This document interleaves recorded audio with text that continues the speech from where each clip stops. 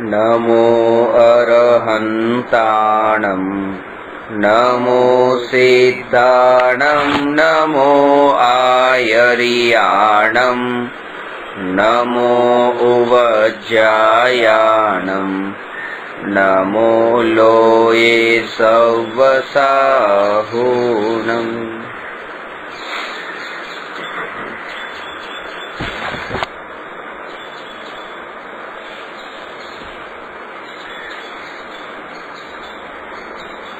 નિમિત્ત અકર્તા છે તો સદનિમિત્તોમાં રહેવાની શું જરૂર છે એની ચર્ચા કરી 199 પ્રશ્ન ઉપર।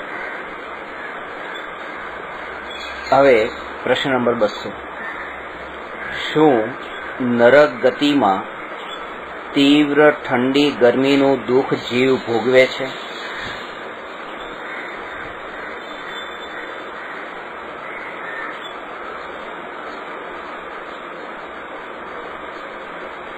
નરક ગતિની ઠંડી અને ગરમીનું વર્ણન શાસ્ત્રોમાં આવે છે।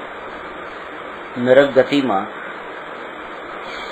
એટલી તીવ્ર ઠંડી અને ગરમી પડે છે કે 1,00,000 યોજન વિસ્તારવાળો લોખંડનો ગોળો, સુમેરુ પર્વત જેટલો, નરક ગતિની ભૂમિમાં લઈ જવામાં આવે તો ત્યાંની ગરમીથી એ ગોળો પીગળી જાય અને ત્યાંની ઠંડીથી પણ ગોળો પીગળી જાય। એવી તીવ્ર ઠંડી અને ગરમી નરક ગતિમાં પડે છે।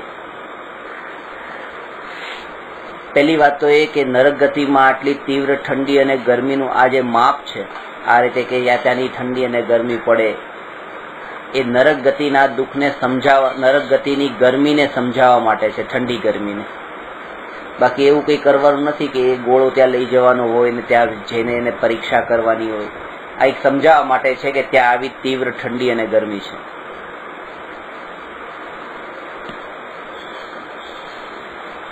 જેવી રીતે મીણ ગરમીના અંદર પીગળી જાય છે, એવી રીતે કહે છે કે ગરમીમાં લોખંડનો ગોળો એ પીગળી જાય છે।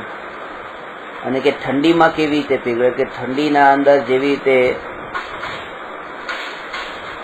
બહુ ઠંડુ વાતાવરણ હોય તો મીઠું જેવી રીતે ઓગળી જાય છે, એવી રીતે ત્યાં નરક ગતિમાં લોખંડનો ગોળો ઠંડી અને ગરમી બંનેથી ઓગળે છે। એવી તીવ્ર ગરમી અને ઠંડી છે। 7 નરક છે, નરકની 7 ભૂમિ છે। એમાં પહેલું નરક, બીજું, ત્રીજું અને ચોથું, આ 4 નરકમાં તો તીવ્ર ગરમી છે, ઠંડી છે જ નહીં। છઠ્ઠું અને 7મું આ 2 નરકમાં અતિશય ઠંડી છે, ત્યાં ગરમી નથી। ને 5મા નરકનો ઉપરનો ભાગ ગરમી અને નીચેનો ભાગ જે છે એ ઠંડીનો। એટલે આ રીતે 1 થી 4 અને 5મું ઉપરનું એ ગરમી અને નીચેનું 5મું અને 6 અને 7 એટલે નીચેનો આ રીતે ભાગ છે એ ઠંડીનો છે। ઠંડી અને ગરમી જેવી રીતે અહીંયા હિન્દુસ્તાનમાં જે વ્યક્તિ રહે છે તો એનું જે શરીર છે તો શરીરની રચના અહીંના વાતાવરણને અનુકૂળ છે, અને અમેરિકાના અંદર કે યુરોપમાં કોઈ રહે તો ત્યાંના વાતાવરણને અનુકૂળ છે। હવે કોઈ યુરોપિયન અહીંયા આ ગરમીમાં આવે તો એને અહીંનું વાતાવરણ સૂટ ન થાય, એટલે એના માટે આ ગરમી છે અતિશય લાગવાની છે। એટલે આપણને પ્રશ્ન થાય કે આટલી તીવ્ર ગરમી ને ઠંડી હોય તો ત્યાં નારકી જીવ, ત્યાં જીવન જ કેવી રીતે જીવી શકાય? કારણ કે આપણે વિચાર આ શરીરની સાથે ત્યાંની ગરમીને જોડીને કરીએ છીએ, પણ ત્યાંના શરીર અને ત્યાંની ગરમીને જો વિચાર જોડવામાં આવે તો જીવન અસંભવ છે એ વાત તો વિચારમાંથી નીકળી જશે। પણ એટલું છે કે અહીંનું શરીર અહીંની ગરમીને સહન કરવા માટે ટેવાઈ ગયું છે, તેમ છતાંય અહીંયા આપણને ગરમી તો લાગે છે ને ગરમીનું આપણને દુઃખ પણ લાગે છે, ભલે ટેવાયેલું હોય શરીર, ત્યાંના લોકોને ત્યાંની ઠંડી ગરમીના દુઃખ લાગે છે, ત્યાં ટેવાયેલા હોવા છતાં પણ. એવી જ રીતે અહીંયા પ્રશ્ન છે કે નરક ગતિમાં ઠંડી અને ગરમીથી નારકી એની સાથે જીવન જીવે છે, તો ઠંડી અને ગરમીનું દુઃખ કેવું ભોગવતો હશે? વધઘટ થાય એટલે વધઘટ થતી હોય. હા, અને એના કારણે, કારણ કે વધઘટ અહીંયા શરીરના નિમિત્તે, અહીંયા શરીરનું જે ટેમ્પરેચર છે અને બહારનું ટેમ્પરેચર, એ બંનેનો જે યોગ છે એના કારણે થઈને એને ત્યાં આ અક્ષર છે.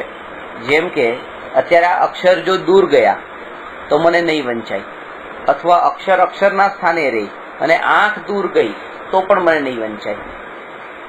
એટલે કાં તો શરીરના અંદર આપણને ઠંડી ગરમી હોય ને વાતાવરણ એનું એ જ રહે. આમ પંખો ચાલુ હોય પણ તાવ આવ્યો છે તો આપણને એ જ પંખો પછી આપણને દુઃખનું કારણ લાગે છે, એ જ હવા દુઃખનું કારણ લાગે છે. ટેમ્પરેચરમાં ફેરફાર નથી થયો, પણ ફેરફાર અહીંયા થયો શરીરમાં. અને ક્યારેક એવું થાય કે અહીંયા શરીરમાં ફેરફાર ન થયો હોય, શરીરની સ્થિતિ એ છે, પણ પંખામાં ફેરફાર થયો, પંખો બંધ થઈ ગયો તો દુઃખ થાય છે. કાં તો શરીરના કારણે અથવા બાહ્ય સંયોગોના કારણે એમાં ફેરફાર થતા સુખ દુઃખ થાય છે. અને અહીંયા એ વાત બતાવવા માંગે છે કે ના તો શરીરની સ્થિતિના કારણે, ના તો સંયોગોના કારણે એ જીવ સુખને ભોગવે છે, ના તો એ દુઃખને ભોગવે છે. કોઈ કારણ નથી. નરક ગતિમાં નારકી જીવ જે દુઃખ ભોગવે છે એ દુઃખ ભોગવવાનું કારણ ત્યાંની ગરમી પણ નથી, ત્યાંની ઠંડી પણ નથી, અને નારકીના શરીરમાં પણ ગરમી કે ઠંડીનું કોઈ કારણ નથી. કારણ કે ઠંડી અને ગરમી એ પૂદગલ દ્રવ્યના સ્પર્શ ગુણની પહેલી બે પર્યાય છે. અને 200 પ્રશ્ન સુધી આપણે એ જ ભણી ચૂક્યા કે એક પણ પરમાણુમાં આત્માને સુખી કે દુઃખી કરવાની શક્તિ નથી. જ્યારે આખો પરમાણુ આવી ગયો અનંત ગુણ અને એની અનંત અનંત પર્યાય વાળો, જો અનંત ગુણ અને અનંત અનંત પર્યાયોનો સ્વામી એવો પરમાણુ જો જીવને એક સમયનું સુખ કે દુઃખ ન આપી શકતો હોય, તો પૂદગલ પરમાણુઓના એક સ્પર્શ જ ગુણ અને એની ખાલી બે જ પર્યાય ઠંડી ને ગરમી એ જીવને સુખી કે દુઃખી કેવી રીતે કરી શકે? એટલે આ જે દ્રષ્ટિમાં આવે છે કે ઠંડીથી મને દુઃખ થાય છે અને ગરમીથી દુઃખ થાય છે, શરીરમાં તાવ આવવાથી દુઃખ થાય છે અને તાવ મટવાથી સુખ થાય છે, એ અજ્ઞાનીની કલ્પના છે, એ મિથ્યાત્વ છે. કપડા પછી છૂટે છે, વન પ્રયાણ પછી થાય છે. પેલા આ માન્યતા દ્રઢ થાય છે કે ઠંડી અને ગરમી મારા સુખ દુઃખનું કારણ નથી. ઠંડી અને ગરમીનો યોગ, કોઈ પણ પ્રકારની ઠંડી અને ગરમીના યોગમાં રહેવાનું એ પછી થાય છે. એટલે જ કહેવાય છે કે ચારિત્ર જે છે એ પછી આવે છે, દર્શન પહેલા થાય છે, સમ્યક દર્શન પહેલા થાય છે. અહીંયા એ જ દ્રઢતા કરવાની છે. કારણ કે ત્યાં પણ જો એ જ માન્યતા રહી કે અરે આટલી ઠંડી છે ને આટલી ગરમી છે, તો અને આ ઠંડીથી દુઃખ થાય છે ને આ ગરમીથી દુઃખ થાય છે, તો પણ હું દુઃખને સહન કરી લઈશ, ત્યાં તો કરતા પોતાને માન્યો કે ઠંડીથી દુઃખ થયું છે ને ગરમીથી દુઃખ થયું છે, અને દુઃખને સહન કરવાની વાત કરે છે. ત્યાં પણ કરવા પણ જ છે પાછું. ઠંડીથી દુઃખ થયું છે એટલે ઠંડીને દુઃખનો કરતા માન્યો, અને દુઃખને હું સહન કરી લઈશ તો દુઃખ સહન કરવાનો કરતા પોતાને માને. ઠંડી ગરમી એ ઠંડી ગરમીના સ્થાને છે, શરીરની સ્થિતિ શરીરના સ્થાને છે, અને આત્મા આત્માના સ્થાને છે. અને એ બધા દ્રવ્ય વચ્ચે વજ્રની દિવાલ છે. દિવાલ, ધ વોલ, કે જેના કારણે એક દ્રવ્ય બીજા દ્રવ્યનું કંઈ કરી શકતું નથી. એના કારણ કે કાચની એવી મજબૂત દિવાલ હોય તો જેમ એમ લાગે એક બાજુ બકરી હોય ને એક બાજુ સિંહ હોય, હું બસ મરી જઈશ ને બકરીને એમ લાગે હું મરી જઈશ, સિંહને એમ લાગે હું મારી નાખીશ. એવી રીતે એમ લાગે કે આ ઠંડી મને હેરાન કરે છે, આ ગરમી હેરાન કરે છે, ક્યારે હું આનાથી છૂટું. સમ્યક દર્શન પહેલા પ્રગટ થાય છે. નારકીઓને સમ્યક દર્શન છે, નારકીઓમાં મુનિ દશા નથી. ચારિત્રણથી દર્શન છે.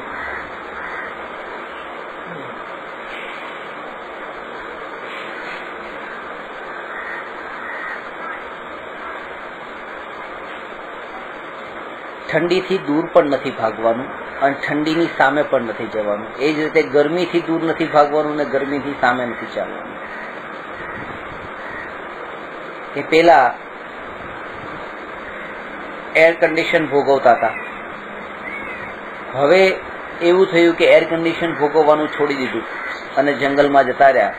હવે તડકો સહન કરે છે, તડકામાં બેસીને ધ્યાન કરે છે. તો એ શું થયું કે ત્યાં જે જડતા હતી ને પેલા કે મારે આ ભોગવવું જ છે, ભોગવવું જ છે, ભોગવવું જ છે, એવી જડતા ક્યાં રહી ગઈ કે મારે ભોગવવું જ નથી, ભોગવવું જ નથી, ભોગવવું જ નથી. એ જડતા છે.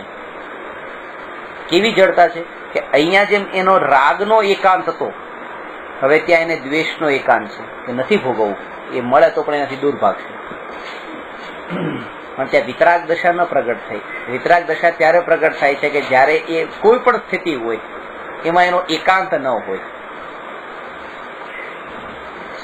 જે એકાંત આવતા ત્યાં જડતા આવે છે અને ત્યાં જ કશાયનું એ જ કશાય ત્યાં જ ઉભો થાય છે.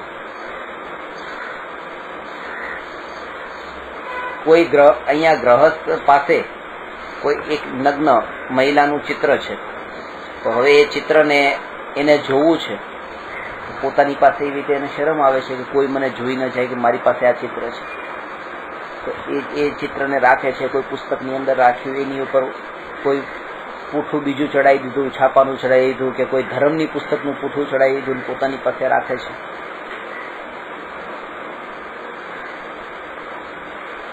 જોવે છે, જ્યારે જ્યારે એને જોવાની ઈચ્છા થાય ત્યારે જોવે છે. હવે એ જ ચિત્ર કોઈ મહારાજ સાહેબ પાસે લઈને ગયા, મહારાજ સાહેબને બતાવ્યું. તો મહારાજ સાહેબની સામે જયારે આમ તરત બતાવવામાં આવે, એ જ સમયે મહારાજ સાહેબનો પ્રતિભાવ શું હોય છે. નીકળો અહીંથી, આવું લઈને આવો છો, નીકળો નીકળો, ફટાફટ નીકળો, ભાગો. એ ચિત્ર એમને બતાવવામાં આવે, તમને ત્યાં ઉભા નહીં રહેવા દે એક મિનિટ પણ.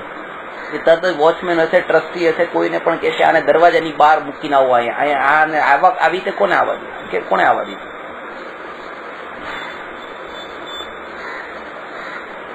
જેને આપણે ધર્મી માનીએ છીએ, આને તો અધર્મી માની લીધો, કારણ કે આને રાગ કર્યો. પણ એમને ધર્મી માન્યા, જો કે એ ધર્મી નથી, એમને તો દ્વેષ કર્યો છે. ધર્મી એનું નામ છે કે જેને રાગનો પણ ભાવ નથી, દ્વેષનો પણ ભાવ નથી, માત્ર જ્ઞાતા ભાવ પ્રગટ થયો છે, એ ધર્મી છે. અને આ જ જૈન દર્શનનું આ જ રહસ્ય છે, આ જ સાર છે.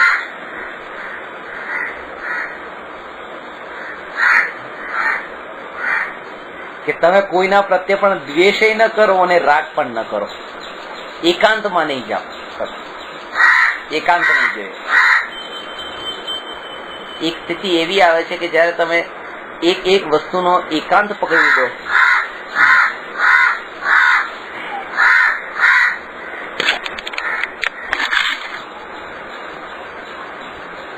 કોઈ એક વસ્તુનો એકાંત પકડી લેવાથી નિયમથી રાગ ઉત્પન્ન થાય છે અથવા દ્વેષ ઉત્પન્ન થાય છે. એ ગ્રહસ્થ દશામાં જ રહેવું છે, વનમાં જવું જ નથી. અને ગ્રહસ્થ દશા છોડ્યા પછી હવે વનમાં જ રહેવું છે.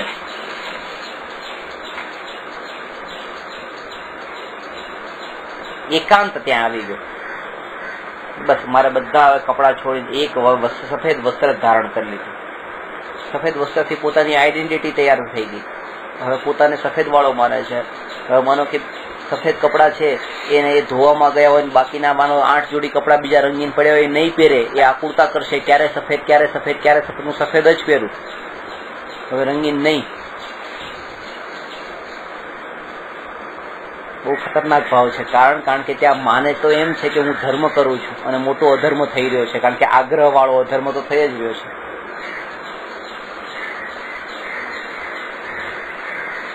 જે હોય એને સહજ રૂપે લેવાનું, એમાં ફેરફાર કરવાનો ભાવ નહીં. અને એ જ કહેવાય કે અનુકૂળતા કે પ્રતિકૂળતા, એ મહેલમાં રહેતો હોય કે પછી એ સ્મશાનમાં રહેતો હોય, એ બંને સ્થિતિમાં એક સરખો અનુભવ કરે છે. સ્મશાનનો પણ આગ્રહ નથી રાખતો અને મહેલનો પણ આગ્રહ નથી રાખતો. તો પછી શા માટે વન છોડીને, ઘર છોડીને વનમાં જાય છે? સીધી વાત છે. તો કર્મના ઉદય છે કે એની લેણા દેણી પૂરી થાય છે તો એ નીકળી જાય છે. જેની સાથે લેણા દેણી ન હોય એની સાથે રહે કેવી રીતે? જયારે લેણા દેણી પૂરી થઈ હોય તો કોઈ એને રાખી ન શકે, રોકી ન શકે. તો કર્મના ઉદયનું કામ છે, અલગ ફેક્ટર છે. અહીંયા તો પોતાની દશા અંદરમાં એ પ્રગટ થઈ ચૂકી છે કે હવે અહીંયા રહી કે અહીંયા રહી, એ બે સ્થિતિમાં ફરક નથી પડતો. અને એટલે જ છે કે જયારે ઉદય એવા હોય કે લેણા દેણી કોઈ ચીજ સાથે જે થોડી હોય તો આહાર માટે આવે છે કે નહીં? એવું ક્યાં છે કે હવે એને મોઢું જ નહીં બતાવવું.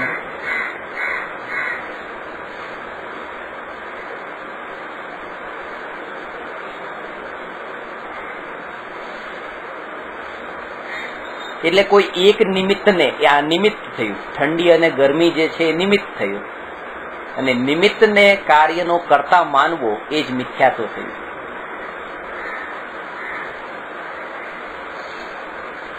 નિમિત્ત છે, પણ એ નિમિત્ત પછી નિમિત્તના કારણે તમને જે ભાવ થયો છે એ ભાવ ત્યાંથી નથી થયો.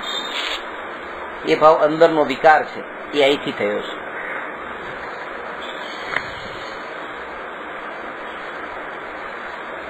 દુનિયામાં એવા કેટલા, મેં પણ ન્યૂઝપેપરમાં એવા વાંચ્યા છે.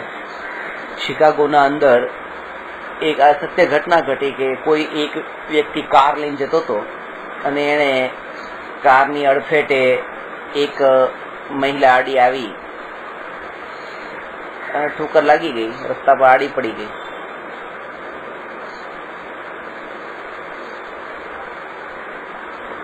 ત્યાં જ તે એક વ્યક્તિ ઉભો હતો, પોતાની બાઇકને કિક મારતો હતો અને એને આ જોયું. તરત એને બાઇક ચાલુ કરી અને આ જેવો ગાડી લઈને ભાગ્યો એની પાછળ આ ભાગ્યો. 15-20 કિલોમીટર સુધી, બહુ દૂર સુધી ગયા, કોઈ પકડાયો નહીં.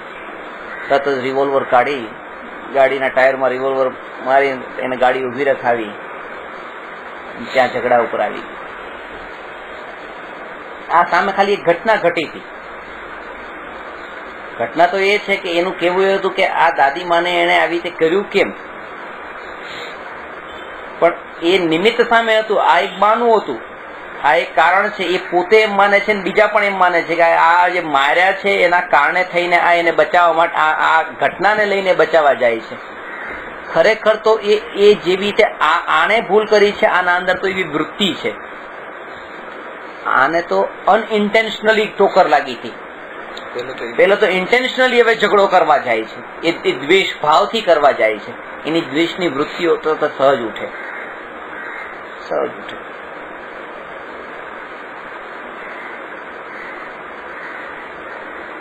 કારણ કે ત્યાં બે પોસિબિલિટી હતી. એમને હોસ્પિટલ સુધી પણ લઈ જઈ શકતો હતો, પણ એ વિકલ્પ એને આવ્યો જ નથી, કારણ કે એની સાથે મતલબ જ નથી. એને તો એની વૃત્તિને પોષવી છે કે એને મારવા જવું છે. એવું જ થાય છે. માનો તમને મારતા તો હું કરતા જાઉં, છૂટા પડો, વચ્ચે પડ્યો. મારે દૂરથી હું રસ્તા પર જતો હતો, તમે લડાઈ કરતા હતા, એક ભાઈ બીજા ભાઈને મારતા હતા. હવે જે મારવા વાળા છે, મેં એને જુદા કરીને હું એમને મારવા માંડ્યો. તો હું તમને બચાવવા નથી માંગતો, હું તો મારી વૃત્તિ જે મારવા વાળી છે એનું નિમિત્ત શોધતો હતો કે ક્યાં કોઈ મને આવું મળી જાય. અને આખી દુનિયા એને ધર્મી માની લે છે કે જો કેટલો મોટો ધર્મી છે કે આ માર ખાતા હોય એને બચાવે છે. એ બચાવતો નથી, એ તો પોતાના કશાય પૂરા કરી રહ્યો છે, કશાયની પૂર્તિ કરી રહ્યો છે. એટલે નિમિત્ત સામે આવતા જીવ એ નિમિત્તમાં પોતે પોતાના કશાય ભાવોને કેવી રીતે પોષવા એ એના પોતાના ઉપર છે.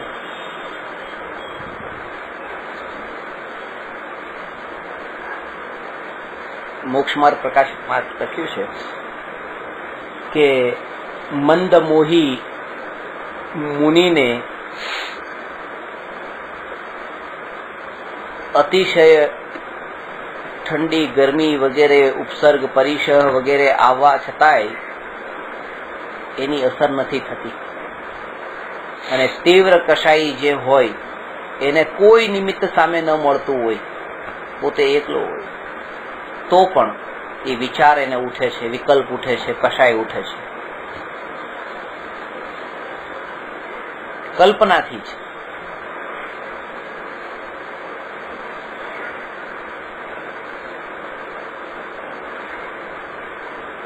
બપોરે 2 વાગે તડકામાં મુનિ આત્માના ધ્યાનમાં લીન છે.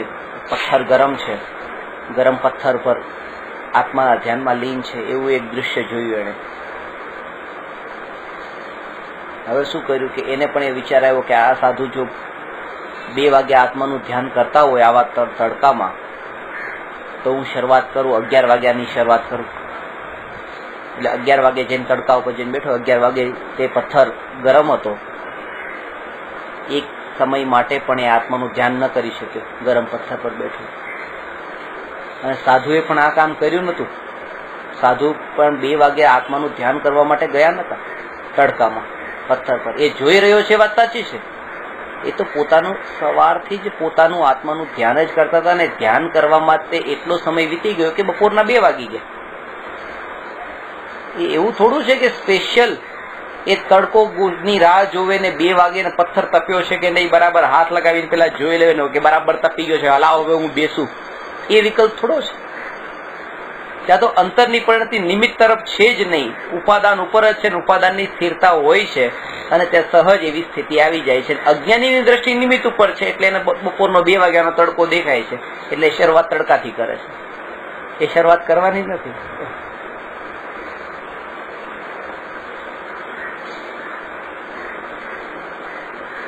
શરીર ઉપર મેલ લગાડવાનો થોડો છે. સાધુ થવા માટે માટીને લગાડવા જ નથી. જે કુંભના મેળામાં બાવા કરતા હોય છે, રાખ લઈ લઈને પોતાના શરીરને લગાડે છે. લગાડવાની નથી. એ તો શરીરનો આસક્તિ ને શરીરનો મોહ છૂટતા રચકણો તો શરીરને લાગવાના જ છે ને. શરીર તો 2 રૂપ થવાનું જ છે. પછી એ સહજ છે. જે સહજ છે એના માટે પ્રયત્ન કરે છે અજ્ઞાનીને. જે પુરુષાર્થથી થાય છે એ એને આજ સુધી જ્ઞાનમાં જ નથી આવ્યું. અને ત્યાં દ્રષ્ટિ નિમિત્ત ઉપર જ રહી ગઈ છે કે પોતાને શણગારવા, પોતાને આ રીતે લપેડા કરવા છે. પોતાની પાસે એ લોકો કઈ નથી રાખતા. બધું છોડી દીધું, ઘર છોડી દીધું, પરિવાર છોડી દીધું, અને નગ્ન થઈ ગયા એ બાવા. પણ તો એ પોતાની પાસે એક ડબ્બો રાખે નાનો. કઈ નથી પણ એક ડબ્બો છે. ડબ્બામાં પણ કઈ નથી, ખાલી એક નાનકડું એવું દર્પણ છે. અને એટલા માટે કે દર્પણ સામે રાખશે કે જ્યારે એ રાખ લગાડે પોતાના ચહેરા ઉપર, ત્યારે દર્પણમાં જોઈને એ રાખ લગાડે છે. લગાડવી તો રાખ જ છે, શરીરને જ મલિન કરવું છે. પણ એ મલિન પણ બરાબર થઈ રહ્યું છે કે નહીં એના માટે એનો પણ રાગ છે.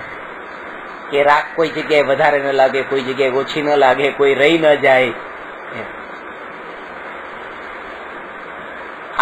આવી સ્થિતિ ક્યારે ઉભી થાય કે જ્યારે નિમિત્ત ઉપર જ જોર આપવામાં આવ્યું હોય ત્યારે, કે સાધુઓને આવા નિમિત્તમાં રહે છે, લાવ હું પણ આવા નિમિત્તમાં જતો રહું, ત્યારે ઉપાદાન ઉપર દ્રષ્ટિ ન હોય ત્યારે. એટલે આ પ્રશ્નમાં એટલું રહસ્ય છે કે દ્રષ્ટિ છે એ દ્રષ્ટિ નિમિત્ત પર ન જઈને ઉપાદાન પર રહેવી જોઈએ. અને જ્ઞાનીઓને આદર્શ માનો. દ્રષ્ટિ જ્ઞાની ઉપર નહીં, પણ પોતાની પરિણતિ ઉપર.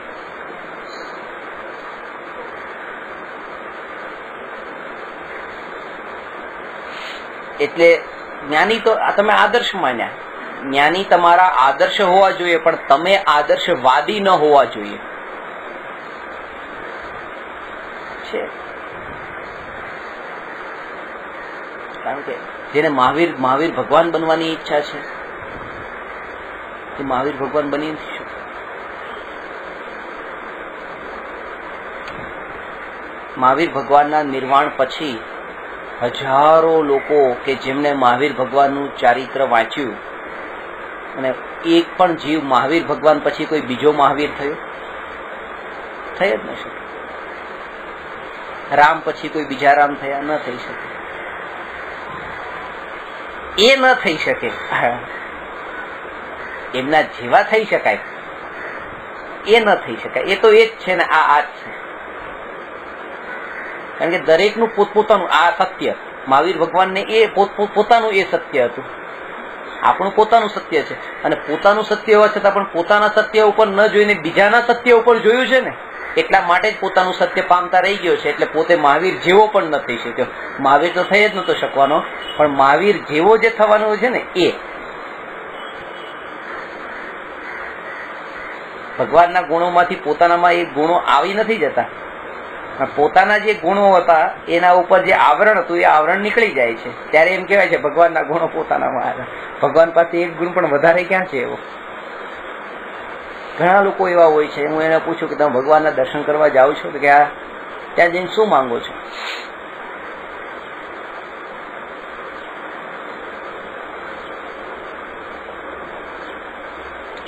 અમે તો બસ 2 ગાડી, 2 ઘર, આટલા પૈસા, આમ તેમ, આવું બધું માંગીએ છીએ. એની સાથે બીજો એક વ્યક્તિ કે આવું બધું મંગાય? તમે શું માંગો છો ભગવાન પાસે? હું તો બસ મોક્ષ માંગુ છું, બીજું કઈ નથી. મોક્ષ માંગુ, મારે ભગવાન પાસેથી બીજી કોઈ અપેક્ષા નહીં, મોક્ષ માંગુ. અરે મૂર્ખ, સારા કરતા પહેલા વાળો વ્યક્તિ ઘણો સારો છે. કારણ કે એને તો એવું માંગ્યું છે જે ભગવાને છોડી દીધું, ભગવાનને કામનું નતું. પણ તું તો એ માંગી રહ્યો છે જે ભગવાનને ખાસ કામનું છે, જેના કારણે એ ભગવાન છે. આ જયારે ભગવાન પાસેથી એ માંગે છે તો ભગવાનને ભગવાન તરીકે જ દેખવા માંગે છે. કારણ કે ભગવાન પાસે તો ભૌતિક વસ્તુ માંગી રહ્યો છે, તો ભગવાન પણ તો નષ્ટ નથી થવાનું એનાથી. પણ તું તો ભગવાનનો મોક્ષ જ, ભગવાન પાસે મોક્ષ માંગી રહ્યો છે. મોક્ષ માંગી રહ્યો છે એનો મતલબ શું? ભગવાન પાસે 2 મોક્ષ થોડા છે? એક તને આપે ને એક એમની પાસે રાખે? એમની પાસે તો એક જ મોક્ષ છે. મોક્ષ એક માંગવાનો નથી ભગવાન પાસે. પોતાનામાં જે મોક્ષ પડેલો છે એ મોક્ષની શ્રદ્ધા થવી, એનું નામ જ તે મુક્તિની પ્રાપ્તિ છે. ભગવાન પાસેથી નથી મળતો મોક્ષ.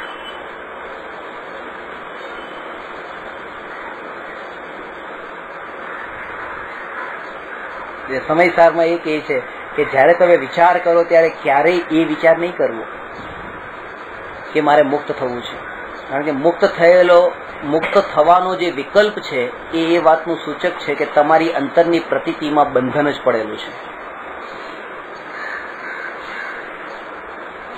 તમે વાત ભલે મુક્તિની કરતા હો, પણ મુક્તિમાં પણ બંધન છે. અને એ બંધનના કારણે પર્યાય પણ બંધન રૂપ જ રહે છે, મુક્તિ રૂપ નથી થતું. કોઈ વ્યક્તિને પૂછવામાં આવે, હું જ તમને પૂછું, તમે જેલમાંથી ક્યારે છૂટે? તમે મને કહેશો કે છૂટવાની વાત જ ક્યાં છે?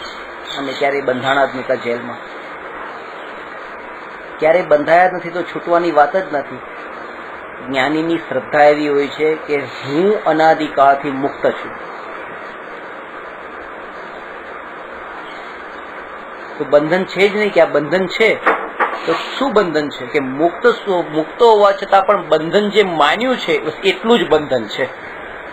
માન્યતામાં જે બંધન પડેલું છે એટલું જ બંધન છે. વાસ્તવિકતામાં તો મુક્તિ છે.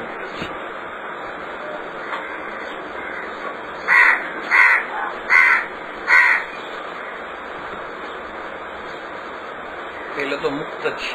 મુક્ત જ છે. દ્રવ્ય સ્વભાવ તો મુક્ત છે. અને જે બંધનની વાત છે જ નહીં એમ નહીં, બંધન તો છે, પણ કયું બંધન? કે મુક્ત વાળાને બંધાયેલો માનવો, એ માન્યતા એ બંધન છે.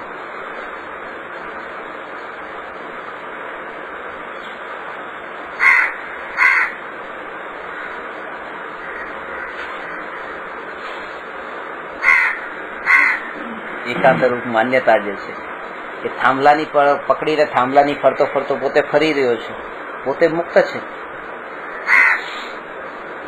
પણ પોતે જ એ પકડ્યું છે એ સ્થિર છે, એ એની ભૂલ છે. એ પોતે બંધાયેલો નથી, પોતે એને પોતાની જાતે બાંધ્યો છે. થાંભલાને પકડીને એ પોતે ફરે છે, અને એટલા વાર કે હું બંધાઈ ગયો છું, બંધાઈ ગયો છું, બંધાઈ ગયો છું. બંધાયેલો પોતે પોતાને બાંધ્યો છે, બાકી તો એ છોડી દે તો બધે મુક્ત જ છે. અને અત્યારે પણ એ મુક્ત છે પાછું. અત્યારે એમ નથી પાછો બંધાઈ ગયો છે કે જયારે થાંભલો છોડશે ત્યારે મુક્ત છે એમ નહીં. થાંભલો પકડેલો છે ત્યારે પણ એ મુક્ત છે, પણ એ મુક્ત માનતો નથી.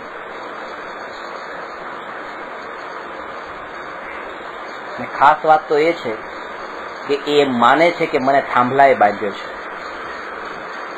એટલા માટે એનો નિકાલ નથી થતો. જો હજી એમ માની લઈ કે હું પોતાની જાતે જ તે અહીંયા બંધાયો છું અને મારે જ મુક્ત થવાનું છે, તો હજી પણ ચાન્સ છે. અહીંયા તો એમ જ માને છે કે હું મુક્ત છું પણ અત્યારે બંધાયેલો છું. બંધાયેલો કોના કારણે બંધાયેલો છે? ઘરવાળા કારણે, પરિવારના કારણે, સગાવાલાના કારણે, મિત્રોના કારણે, પત્ની પુત્રના કારણે, આ બધા સંયોગોના કારણે બંધાયો છું. એ નિમિત્તને જ કારણ માને છે બંધનનું.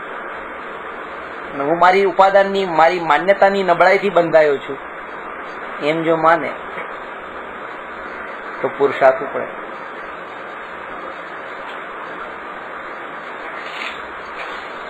અને એને હું એક વખત પૂછી પણ જોઉં કે જેના કારણે હું બંધાયો છું એને મારી કેટલી જરૂર છે, ક્યાં સુધી ચાલવાનું છે. એને તો ખાલી એટલી જરૂર છે, બસ તમે કહીને જાઓ, વધારે કઈ જરૂર નથી. જાઓ તો ભલે જાઓ, દરેકે જવાનું છે. જવાનું છે આ માન્યતા બી આવી જાય ને તો જ્ઞાન થશે. તો થાય છે. આ માન્યતા જ નથી કે હું મરવાનો છું. એટલે જ એક દિવસ આપણે વાત કરી હતી ને કે જ્ઞાની છે એ મરવાના લક્ષ્ય જીવન જીવે છે, અને જ્ઞાની મરવાના લક્ષ્ય જીવન જીવે છે ને જીવવાના લક્ષ્ય મરે છે. લક્ષ્ય મરવાનું હોવું છે. શ્રીમદ રાજચંદ્રજી તો કહેતા સવારે આંખ ખુલતા ત્યારે તરત જ શીખ્યું આજે જ મારું મરણ છે, એમ વિચાર કરી આજના દિવસની શરૂઆત.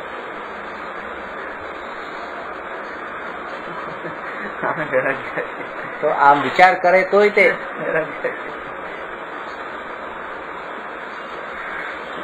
છેલ્લો દિવસ સમજીને કરે.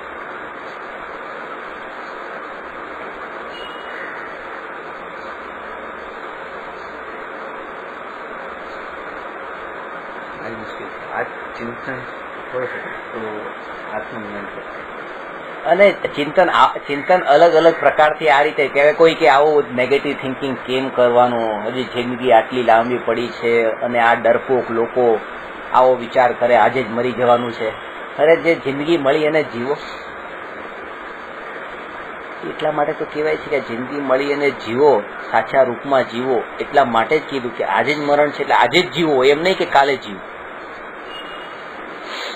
આજે જ મરણ છે એ વાત કહીને મરવાની વાત નથી બતાવવા માંગતા, એ જીવી લો એમ, પ્રતિક્ષણ જીવી લો. સોલ્જરો હોય છે ને એમને પણ આ જ ભણાવવામાં આવે છે. તો કાલની ચિંતા થાય તો મળી જ નથી. એક ક્ષણે જ જીવો છે, એનો આનંદ માનો. અને ત્યારે જે પત્નીને છોડી શકે છે પાછળ,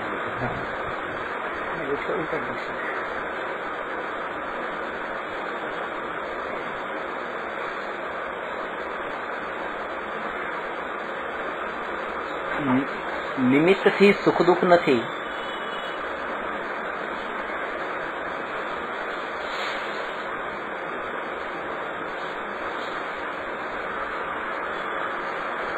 કોઈ વ્યક્તિ પાસે 1 કરોડ રૂપિયા છે, 1 કરોડ રૂપિયા એની પાસે છે એટલે એને સુખ છે એમ નહીં. એની માન્યતા પણ એવી નથી કે મારી પાસે 1 કરોડ રૂપિયા છે એટલે હું સુખી છું. કોઈ એમ કે માન્યતાના કારણ કે માન્યતામાં પોતાને કરોડપતિ માન્યો છે એટલે એ સુખી છે એમ નહીં. ત્યાં એક સાથે 2 માન્યતા છે જે કામ કરે છે કે હું કરોડપતિ છું અને આ બીજા બધા કરોડપતિ નથી. એ નથી વાળી જે માન્યતા છે ને એનાથી સુખી એનાથી સુખી થાય છે. પોતાની પાસે હોવામાં કઈ નથી. મારી પાસે આંખ છે, આંખના કારણે એને કોઈ સુખ લાગતું નથી. બધાની પાસે. મારી પાસે કાન છે, એમાં સુખ લાગતું નથી.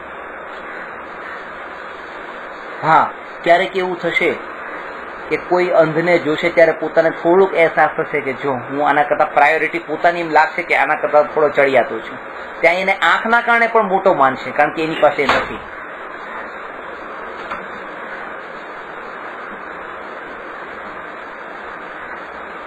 આજથી 25-50 વર્ષ પહેલા જાઓ તો કોઈ વ્યક્તિ પાસે 1 લાખ રૂપિયા તો લખપતિ કહેવાતો, લાખોપતિ છે ભાઈ, લાખોપતિ. અત્યારે કોઈ પાસે લાખ રૂપિયા હોય તો લાખોપતિ, એમાં એને સુખ નથી લાગતું, ભલે લાખ રૂપિયા એની પાસે હોય તો પણ. કારણ કે તો ઘરે ઘરે ઘરે ઘરે બધા પાસે કે લાખ રૂપિયા થઈ ગયા, લાખ રૂપિયા શું છે, બીજા પાસે છે ને. જેટલું બને ને એટલું એમ કે પોતાની પાસે પત્ની છે તો બીજા પાસે પણ છે, પણ ત્યાં કેમ આવી જે સુંદર છે બીજા પાસે સુંદર નથી, બસ એનો આનંદ. જીવને હંમેશા પોતાની પાસે જે છે એનો આનંદ હોવા કરતા પણ આ બીજા પાસે નથી એનો આનંદ વધારે હોય છે. ત્યાં પણ નિમિત્ત તો છે, એ જ નિમિત્ત છે. પોતે માનો તમે 5,000 રૂપિયાનું આ શર્ટ પહેર્યું હોય, તમારી પાસે 5,000નું શર્ટ પહેર્યું છે એટલે તમે આનંદમાં છો એમ નહીં, પણ બીજા કોઈ અહીંયા આટલામાં એ 5,000 વાળું નથી પહેર્યું, તમને આનંદ એનો છે. અને એ ખબર કેમ પડે કે તરત જ કોઈ 7,000નું શર્ટ પહેરીને આવે, બસ તમારો આનંદ જતો રહેશે, પછી નહીં રહે. દ્રષ્ટિ તરત જ ગઈ 7,000 વાળા તરફ, એ આનંદ ન રહ્યો. નિમિત્ત થી જો આનંદ હોય તો નિમિત્ત તો હજી પણ છે તમારી પાસે, સામે જ છે આજે, પણ અંદરની વૃત્તિ જે હતી એ વૃત્તિના કારણે આનંદ હતો, અને એ વૃત્તિના કારણે જ આ દુઃખ છે. એટલે કીધું કે તમારી પાસે વસ્તુ હોય કે ન હોય એનું મહત્વ નથી, એને રાખો ને એને છોડો મહત્વ એનું નથી. સમ્યક દર્શન માટે મહત્વ એનું છે કે તમારી પાસે જે હોય એ તમારી પાસે જે છે એટલું જ, એને બીજાની સાથે જોડવાની જરૂર જ નથી. બીજા સાથે એને જોડ્યું કે તરત જ રાગ દ્વેષના વિકલ્પો ઉભા થયા. જોડતા તરત જ જોડવા માત્રથી જ તે વિકલ્પ ઉભો થશે. આ 100 રૂપિયાનું છે, આ 200 રૂપિયાનું છે, એ તો અત્યારે ક્યાં દેખાતું જ નથી. આ 100 નું હોય કે આ 200 નું હોય એ ક્યાં દેખાય છે? પણ તે વિકલ્પ ઉભો થશે કે આ સફેદ છે ને આ વાદળી છે. બે વિકલ્પ તો થયા ને ઉભા, કારણ કે અંદરની વૃત્તિઓ પાછી પડેલી હોય છે કે સફેદ રંગ અને વાદળી રંગ, કોઈ એક રંગ એને વધારે ગમતો હોય તો ત્યાં પાછા બેમાં કમ્પેરિઝન કરતા કોઈ પાછા વિકલ્પ ઉભા થશે.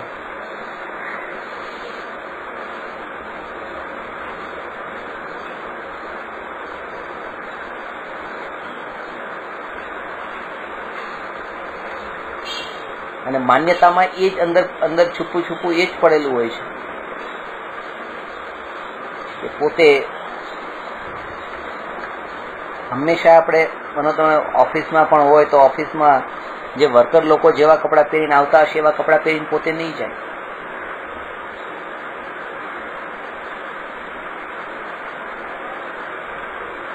કેમ? કારણ કે ત્યાં એનો હું શેઠ છું તો પછી મારે એ રીતે જવું જોઈએ. અહીંયા તે પાયધુનીના મંદિરમાં તમને ક્યારે વાત કરી હોય તો આપણે સિમંદર સ્વામીનું મંદિર છે,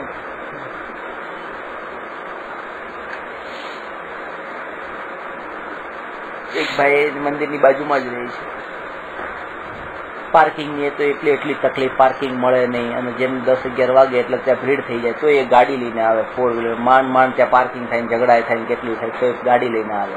મેં એક વખત એમને કીધું, મેં કીધું તમે આ ગાડી અહીંયા લઈને શું કામ આવો છો? બાજુમાં જ ઘર છે, આ 5 બિલ્ડિંગ છોડીને ઘર છે, પાછા ગાડી લાવો છો અહીંયા.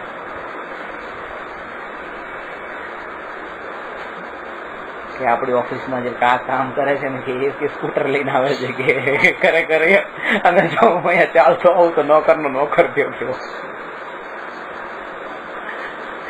તમારા કે બસ એના માટે થઈને આ ગાડી લાવવી પડે છે કે છે તમે અત્યારે આ કહી દઉં છું કીધું, પણ અંદરથી એક પણ માટે હસવું આવી ગયું. પણ બીજા પણ એમ લાગ્યું કે ક્યાંક આપણામાં પણ આવી વૃત્તિઓ નથી પડી ને, એના જેવું જ આપણે તો કંઈ નથી કરતા ને, એની વૃત્તિ તો પકડમાં આવી ગઈ. આપણી વૃત્તિ પણ આવી જ ક્યાંક નથી પડી ને.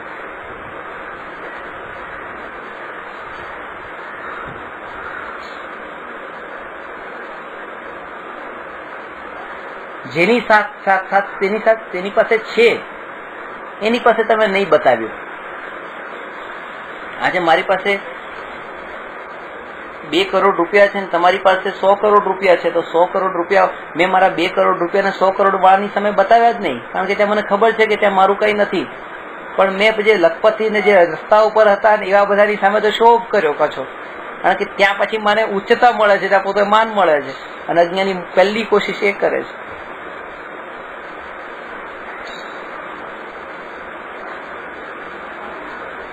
મારી પાસે પણ આ છે એમ. અને એટલા માટે જ કે જે પરથી નિરપેક્ષ થયો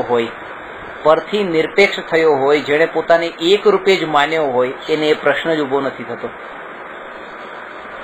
કે હવે આ કેટલાનું, કારણ કે ત્યાં બીજા કોઈનો વિકલ્પ જ નથી. મહાવીર ભગવાન દીક્ષા લઈને નગ્ન થયા તો એ આ જ કારણ હતું. ત્યારે એક પણ અનુભવમાં આવે છે ને, ત્યારે પરિણતિ એવા રૂપે જ ચાલતી હોય ત્યારે બીજાનો વિકલ્પ જ ટળી જાય છે. એક કથા વાંચી હતી, બહુ સરસ હતી, કે જયારે મહાવીર ભગવાન નગ્ન થયા ત્યારે મહાવીર ભગવાન નગ્ન નતા થયા, પણ એમણે આખી દુનિયાને નગ્ન કરી દીધી હતી. આખી દુનિયાને નગ્ન કરી દીધી હતી. કારણ કે જયારે પોતે નગ્ન ઉભા છે ત્યારે તમે બધા જે કપડાં પહેર્યા છે, કપડાનું પછી શું મૂલ છે? એમ કપડાની પછી કોઈ કિંમત ન રહી, તમારા બીજાના કપડાની કોઈ કિંમત ન રહી. કે આવી રીતે પણ જીવન ચાલે છે એટલે આ બધું નકામું છે એમ. તે પોતે નગ્ન થયા એટલે બીજાના કપડાનું મૂલ્ય કાઢી નાખ્યું.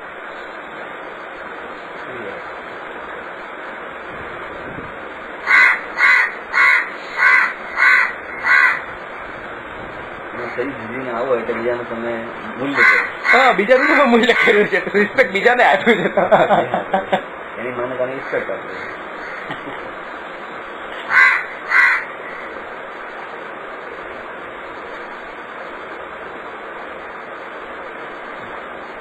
લક્ષ્ય એ પણ ન હોવું, આ લક્ષ્ય ન બની જવું જોઈએ. કેવું લક્ષ્ય? બસ હું આવા જ કપડાને આવી રીતે જીવન જીવીશ કે જેથી કરીને તમે તમારું બધાનું મૂલ્ય કાઢી નાખો. એ લક્ષ્ય જો તો બાજુ એ તો અત્યારે થઈ જ રહ્યું છે. ખાલી દીક્ષાઓ જે આમ નામ લેવાઈ જાય છે અને કપડા સાદા ધારણ થઈ જાય છે કે બસ બીજા કરતા પોતાનું, કે તમારા કઈ મૂલ્ય નથી, આ બધામાં સુખ નથી ને આ બધામાં કઈ નથી, એ વૃત્તિ અંદર પડેલી છે બતાવવાની.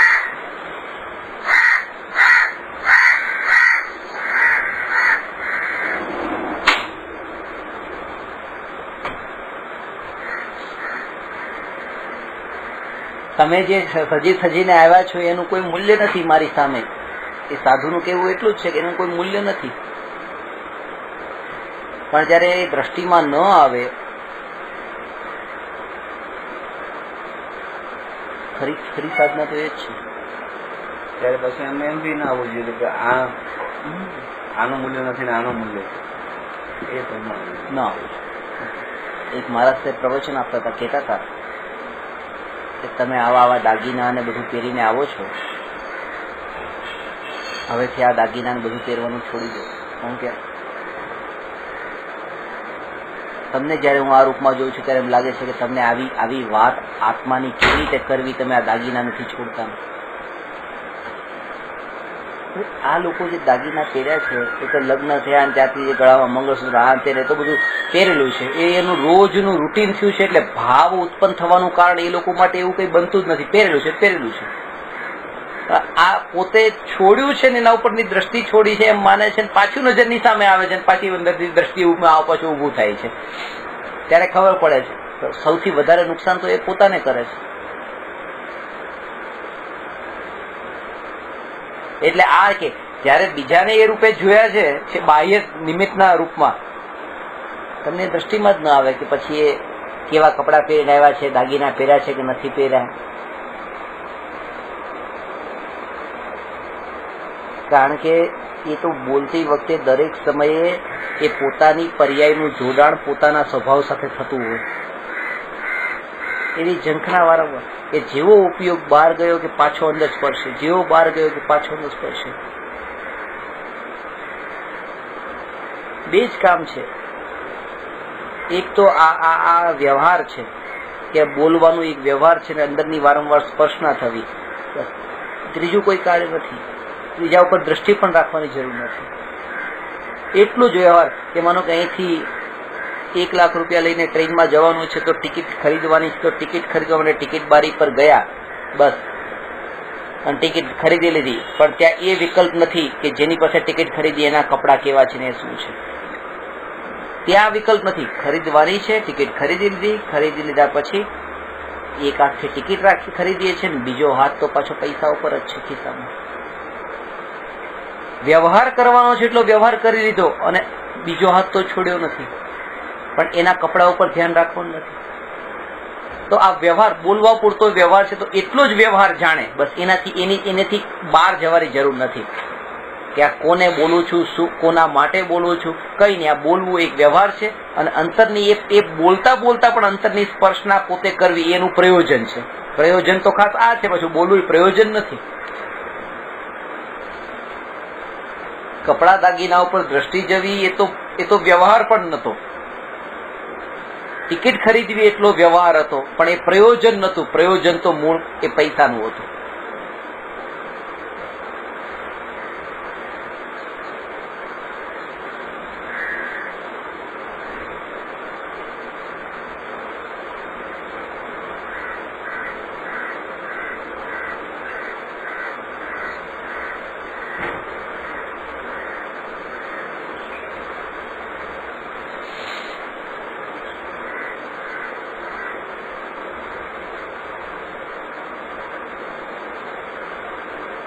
પૂતગલની પર્યાય છે. જીવની માન્યતા અનુસાર એમાં સુખ દુઃખનો ભાવ ઉત્પન્ન થાય છે.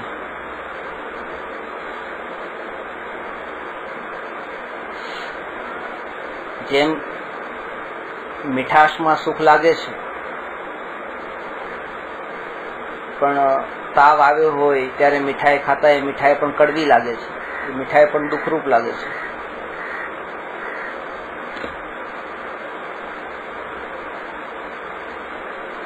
પેટ ભરાઈ ગયા પછી એ મીઠાઈ દુઃખરૂપ લાગે છે, એને જોતા તે ઉલટી થાય એવું થાય છે.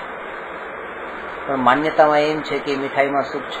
એટલે જે સુખની પાછળ જે આમ ભાગાભાગી કરે છે ને એને એ અસ્થિરતા જે છે ને, અસ્થિરતા દુઃખની નિશાની છે. થાળીમાં જમવા માટે એ મીઠાઈ પણ છે ને નમકીન પણ છે ને શાક રોટલી દાળ ભાત ને બધું જ છે. આ બધું કેમ રાખવામાં આવે છે? ખાલી મીઠાઈ એકલી કેમ નહીં? અને એકલું તીખું જ કેમ નહીં? એકલું ખાટું જ કેમ નહીં? ત્યાં લીંબુ પણ હશે, ખાટું પણ હશે, ત્યાં મીઠું પણ રાખ્યું હશે, ત્યાં મરચું પણ રાખ્યું હશે, ત્યાં અથાણા પણ રાખ્યા હશે. આ તીખું, તુરું, ખાટું, મીઠું, બધા જાત જાતના બધા સ્વાદ ને બધા કાઉન્ટર પર બધું ગોઠવેલું છે અને બધું લે છે. પાછું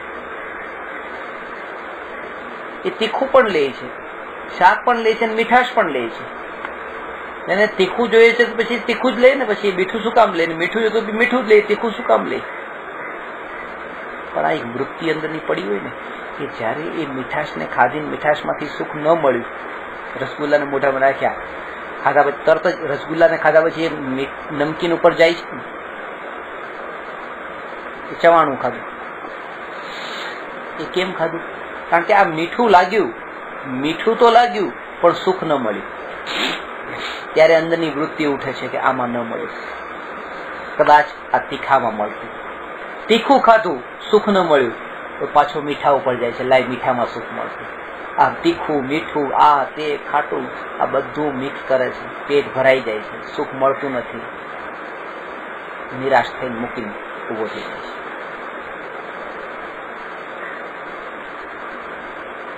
ઊંઘી જાય છે, કારણ કે અહીંયા ન મળ્યું, ખાવા ન મળ્યું, ખાવામાં ન મળ્યું તો ઊંઘવામાં મળશે. આજે એની ક્રિયાઓ બદલાય છે. દ્રષ્ટિ ક્રિયા ઉપર નહીં કરવી, દ્રષ્ટિ એની વૃત્તિ ઉપર કરવી જાય. એની વૃત્તિ જ છે કે જે બધું આને કરાવે છે.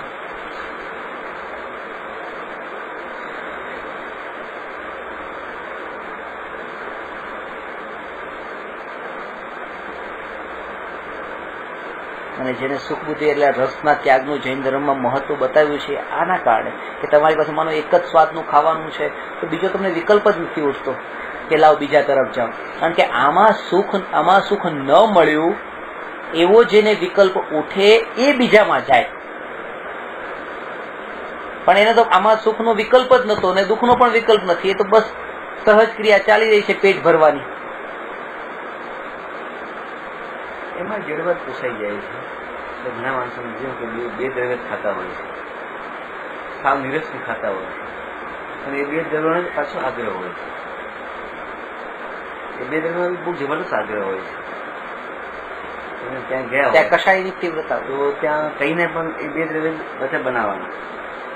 એના કરતા હું આ માનું છું કે જ્યારે જે મળે ના, જ્યારે જે મળે એ વાત સાચી, પણ જે મળે એના અંદર પણ વૃત્તિ. આ તો ચોથા નંબરનું તપ કીધું છે ને.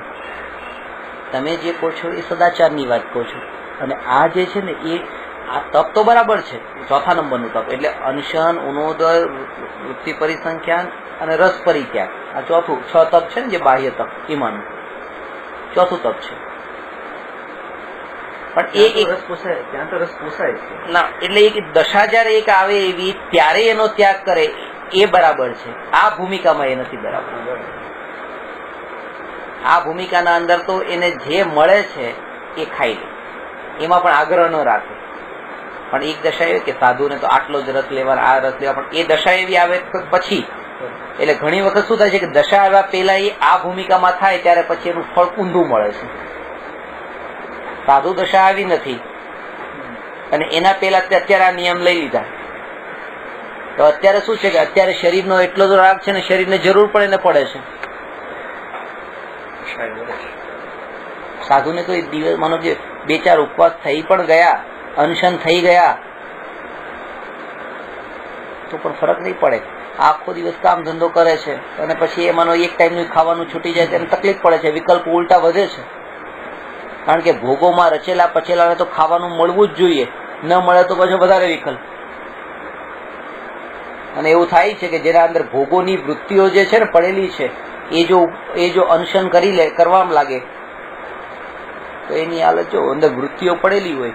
આજે અનશન છે, ઘરની બહાર નીકળતા અત્યારે રસ્તા ઉપર જતા હોય, દુકાનો તો કપડાની પણ છે અને બધી જાત જાતની દુકાનો છે, પણ એને દેખાશે રેસ્ટોરન્ટ જ દેખાશે બધા. એની દ્રષ્ટિ રેસ્ટોરન્ટ ઉપર છે, આ રેસ્ટોરન્ટ ગઈ, આ રેસ્ટોરન્ટ ગઈ. નહીં ખાવાથી વિકલ્પ વધ્યા છે, ખાવાથી એને વિકલ્પ નતા વધતા, ત્યાં વિકલ્પ ટળી જતા હતા. એટલે આ હઠ નહીં જોઈએ, ત્યાગ તો કરવાનો છે, પણ આ હઠથી જે કર્યો છે, ઉપવાસ વિનાના અનશન કાર્યકારી નથી. એ વસ્તુમાં અંતર છે. આપણે બેનો એક જ રીતે પ્રયોગ કરતા હોઈએ છીએ, ઉપવાસ ને અનશન. અનશન કાર્યકારી નથી. ઉપવાસનો અર્થ એ છે કે અંતરમાં સ્વરૂપમાં લીન થવું, એનું નામ ઉપવાસ છે. અને એ ઉપવાસ જ્યારે થાય છે ત્યારે આહાર છૂટ્યો, બહારની જે ક્રિયા છે આહાર છૂટવાની, એનું નામ ઉપવાસ નથી, એનું નામ તો અનશન છે. શાસ્ત્રમાં પણ વાસ એટલે વસવું, હા, અને ઉપ એટલે નજીક, સૌથી જે નજીકનું છે એમાં જ વસી જવું. સૌથી નજીકનું. અજ્ઞાનીને એમ લાગે સૌથી નજીકનું શરીર છે. ઉપવાસ શબ્દ જે છે ને એને આવો એટલો તુચ્છ કરી નાખ્યો, બસ ઉપવાસ, આજે ઉપવાસ કર્યો છે. એ આખો દિવસ નથી ખાધું, બધી વાત સાચી છે, પણ એને ઉપવાસ નથી કર્યો, એને અનશન કર્યું છે. અને એ અનશન એટલા માટે, કારણ કે અનશન તો બધા માટે વપરાય છે. અનશન ઉપર ઉતરી જાય છે કે નહીં બધા? જે સંથારો પાડે છે, જે સંથારો લે છે, એ પણ એ જ એના જેવું થયું, જેમાં ખાવા માટે થયું, સંસારમાં બધા માટે થયું. એ ખાવાની વસ્તુ માટે અનશન કહેવાય અને બધી વસ્તુ માટે પછી સંસારો કહેવાય. તો આત્મહત્યા કહેવાય. હા, આત્મહત્યા ત્યારે કહેવાય જો ઉપવાસ વિનાનું હોય તો. એટલે કે સ્વરૂપની એટલી રુચિ જાગી હોય અને સ્વરૂપમાં એટલા સ્થિર રહેતા હોય કે હવે એ વિકલ્પોની જાળમાં પોતાને ફસાવા માંગતા નથી અને એ વિકલ્પોથી છૂટ્યા, તો સંસારો છે. પણ પહેલેથી એવી મર્યાદા બાંધી દીધી. એક સાધુના હું પરિચયમાં છું કે જેમણે નિયમ લીધો છે કે હું 12 વર્ષ સુધી જ આહાર લઈશ, પછી આહાર નહીં લઉં. આહાર પાણી બધો ત્યાગ 12 વર્ષ પછી. ત્યારે કંઈક 6 વર્ષ પૂરા થઈ ગયા છે, 6 બીજા બાકી છે. 6 પૂરા થાય ને જો એ આવી રીતે ટકાવીને નિયમના અનુસાર પછી પાળે પણ તો નિયમથી આત્મહત્યા કહેવાશે, એ સંસારો ન કહેવાય. એના માટે તો એ કીધું છે કે જ્યારે તમારી પાસે સાધુ છે ને, તો સાધુ પણ વનમાં હોય તો વનમાં પોતે સામેથી સિંહ આવતો હોય કે વાઘ આવતો હોય તો એવી રીતે પોતે એની સામે જઈને બેસી ન જાય કે ચલો સંથારો લઈ લો, પતી ગયું. જ્યાં સુધી તમારી પાસે એ જીવન જીવવાની સંભાવના છે ત્યાં સુધી તો એ જીવ એના અનુસાર એનો ઉપાય કરે. એટલે કે ચલો આથી આહાર પાણી છોડી દેવો છે એમ નહીં, આહાર માટે નીકળે, આહાર લેવા નીકળે તો છે, સંથારો થોડો લઈ લે છે, આહાર માટે નીકળે છે પણ કશાય વગર, એટલે કે ગૃધ્ધતા વગર. એમની સ્થિતિ કેવી છે આપ જે વાત કરી? નથી, ખાલી તારા જોવે છે ક્યારે 6 વર્ષ પૂરા થાય. બહુ મોટું નામ છે, બહુ મોટું નામ એટલે કે મોટા મોટા ઇન્દિરા ગાંધી ને સોનિયા ગાંધી ને એમના બધાના એમના શિષ્યો હતા. વાજપેયી અત્યારની તારીખમાં એમના શિષ્ય છે. પણ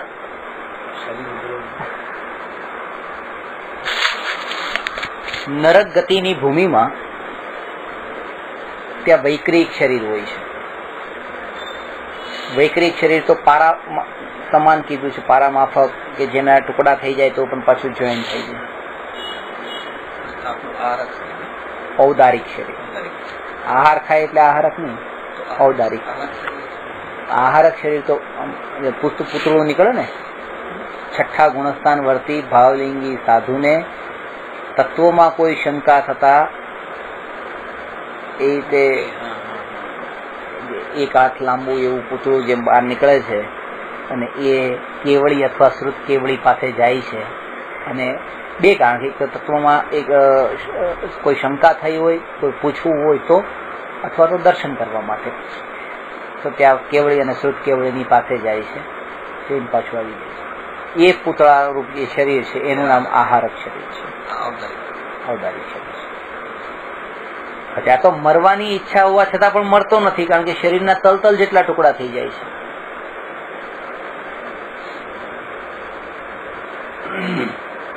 નરક ગતિમાં જો એ બાહ્ય સંયોગ દુઃખનું કારણ બનતા હો તો સમ્યક દ્રષ્ટિને પણ દુઃખ થવું જોઈએ. સમ્યક દ્રષ્ટિને દુઃખ થતું નથી. એની માટે નર્ક જે છે એ ખાલી સંયોગ છે, કાળ લેણાદેણી છે.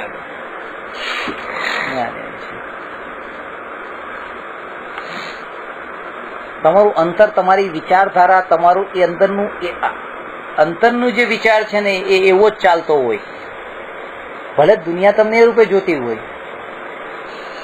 તમે અંતરથી સાધુમય જીવન જીવતા હો અત્યારે આ ભૂમિકાના અંદર, પણ તમે પોતાના અંતરમાં તો એ જ, તમારી અંતરની સાવચેતી ને ખ્યાલ તો પૂરેપૂરો એ જ હોય.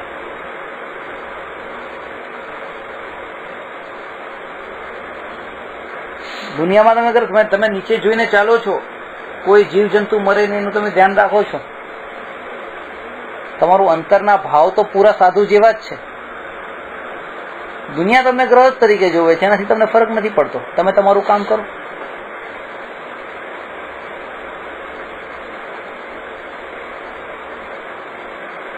તમે જમવા માટે બેઠા છો, 10 વખત પૂછ્યું કે આમાં શું છે, આમાં શું છે, આમાં શું છે, આમાં શું છે, બધી તપાસ કરી લીધી. એવી તો કોઈ વસ્તુ નથી ને કે ભાઈ જેમાં મારે અભક્ષ વસ્તુ એમાં આવી જાય. તો પૂરું સાવચેતીથી જે ખાધું એને તમે કર્યું છે. દુનિયા તમને ગ્રહસ્થ માને છે, તમારું જીવન સાદું જેવું છે. તમારી અંતરની ભાવના એ રાખી કે મારે કોઈનું એક વસ્તુ પણ મારે કોઈની લેવી નથી. ભલે તમે અંતરની ભાવના પૂરી છે, તમે એનો ખેદ પણ વર્તતો હોય કે આ બહુ ખોટું કરી રહ્યો છું, આ બહુ ખોટું કરી રહ્યો છું. ત્યાં તમે દુકાનના પછી 60ના તમે 100 પણ કર્યા ને તો પણ એ તમારું ખોટું ચોરી નથી. એ નીચે જોઈને ચાલવું, એ અહિંસા, ત્યાં પછી ખોટું બોલવું નહીં, ચોરી કરવી નહીં, એ તમારી ભાવના જો એવી હોય, તમે ત્યાં 12માં કરતા હોય છો તો 12માં તમે ગ્રહસ્થ છો, પણ અંતરના ભાવ તમારા એવા છે ને. વિચાર જો તમારે એવા ચાલુ થઈ ગયા ને એક વખત, તો એ એક્શનમાં આવવાના છે, કારણ કે વિચારથી જ શરૂઆત થાય છે. વિચાર એવો જ રહેવો જોઈએ બસ, કે મહાવ્રતાદિને પાળવા યોગ્ય તત્વના વિચારો જેને રે એ જ એક વખત ગ્રહસ્થમાંથી સાધુ થાય છે. કારણ કે વિચાર એટલો ફલી ફૂલી ગયો હોય કે પછી એ બહારના એક્શનમાં પણ સાધુપણું લાવી દે. પણ અંતરનો વિચાર તો એવો જ ચાલતો હોય. અને અત્યારે શું કે લોકો એમ કે તમે અત્યારે ગ્રહસ્થ છો, ગ્રહસ્થની ભૂમિકામાં તમે દુનિયાની સામે તમે એ રીતે દેખાશો, પણ તમારા વિચારો ને તમારી અંતરની પરિણતિના અંદર નિર્મળતા લાવવાની તમને ક્યાં ના પાડી? નિર્મળતા લાવો, બહારનું એક્શન ઓટોમેટિક પલટાશે. અને એને બચાવ કરવો છે, કારણ કે એને બહારનો રૂપ પણ બદલવું નથી ને અંદરની પરિણતિમાં પણ મલિનતા રાખવી છે. સમાધાન થઈ જાય છે. તમે આવી રીતે આટલા ભોગોમાં પડ્યા છો, તમે આમ આડેધડ વર્તો છો કે હા એ તો બહારની ક્રિયા અલગ હોય ને અંદરની પ્રતીતિ અલગ હોય. પણ એ આદર્શ નથી માનવાની હોતી. આદર્શ તો અંતરની પ્રતીતિ પણ નિર્મળ, પરિણતિ નિર્મળ થાય એ આદર્શ છે.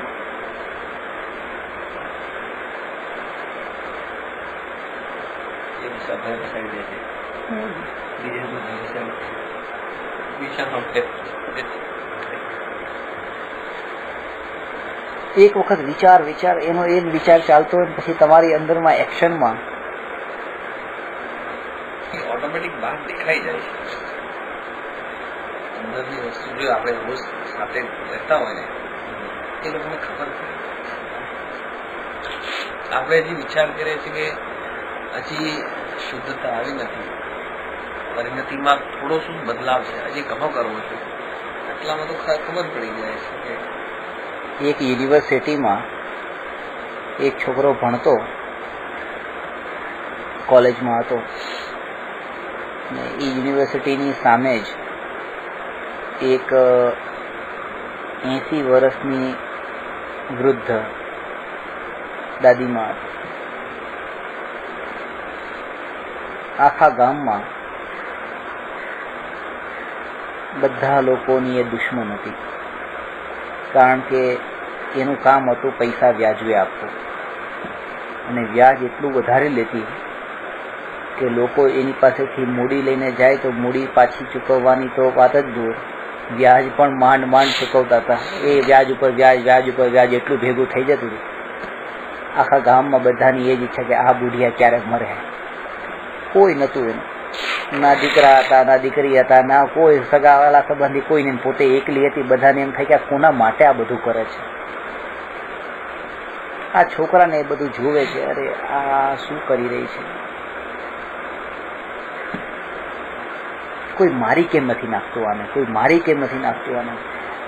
વિચાર એના અંદર ચાલુ થયો, આવું કામ કરે છે, આખું ગામ એનાથી ત્રાસી ગયું છે, આટલી લાલચું આવી લોભી, કોઈ મારી કેમ નથી નાખતું, મારી કેમ નથી નાખતું. એના એ વિચારોના વિચાર. પછી અંદરમાં એવો વિચાર્યો, અરે કોઈ મારી નથી, હું અહીંયા શું કરી રહ્યો છું?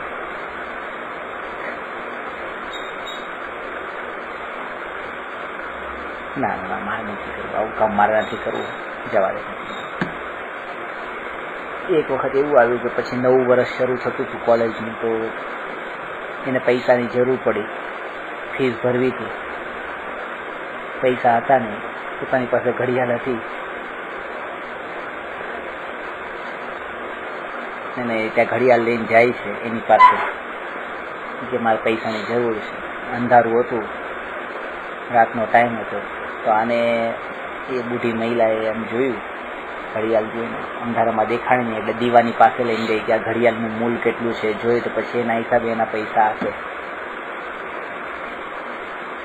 જેવું દીવાની પાસે લઈને જાય છે, તો આના જે વિચારો આટલી હદ સુધી જે પહોંચી ગયા હતા, કોઈ મારી કેમ નથી નાખતું, મારી કેમ, એ વિચાર પાછા ત્યાં ઊભા થયા.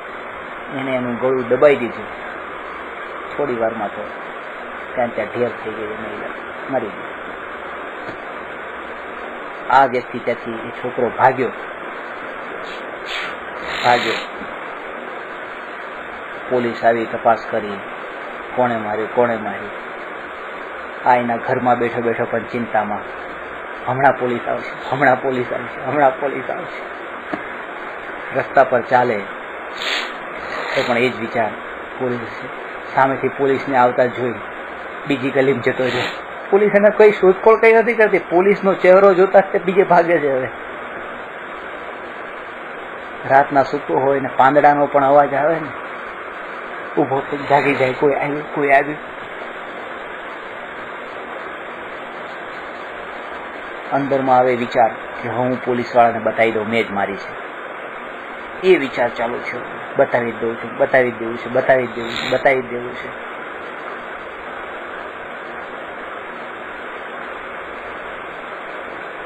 એક વખત પોતે જ પોલીસ સ્ટેશને કૂદી જાય છે અને કહે છે મેં આ બુઢી મહિલાને મેં મારી છે. એવું કેવી રીતે બની શકે છે? પ્રૂફ નથી, કઈ નથી. મને તે નહીં મારી હોય, તું ખોટું બોલે છે. ના કે મેં જ મારી છે, મેં જ મારી છે. સ્ટોરી તો ખાલી આટલી જ છે, પણ ખાસ વાત એ છે કે વિચાર જ્યારે કોઈ પણ એક વસ્તુનો વિચાર તમારો રહે અને કોઈ મારી કેમ નથી નાખતું, મારી કેમ નથી નાખતું, મારી કેમ નથી, મારી જ નાખવી જોઈએ, મારી જ નાખવી જોઈએ, મારી જ નાખવી જોઈએ, તો એ એક એક્શનમાં આવશે જ. તે હવે હું બસ પોલીસને બતાવી દઉં, મેં જ મારી છે, મેં જ મારી છે, મેં જ મારી છે. દિવસ રાત એના એ વિચારો મારે હવે બતાવી જ દેવું છે, હવે બતાવી જ દેવું છે. ભલે બચે છે પણ તોય ભાવે છે, બતાવી દેવું છે, હવે બચાતું નથી, હવે બચાતું નથી, બતાવી જ દેવું છે. એક્શનમાં આવી જ જાય.